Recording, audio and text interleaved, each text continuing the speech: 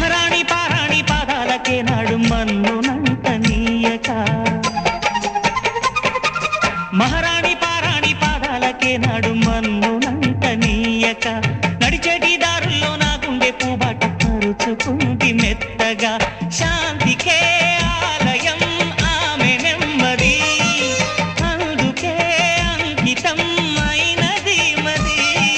సుకుమారమే ఆమె చెరికత్తె కాబోలు సుగుణాలకే ఆమె తలకట్టు కాబోలు చెలియ చలువ చెలిమి కొరకు ఆయువే ఆశగా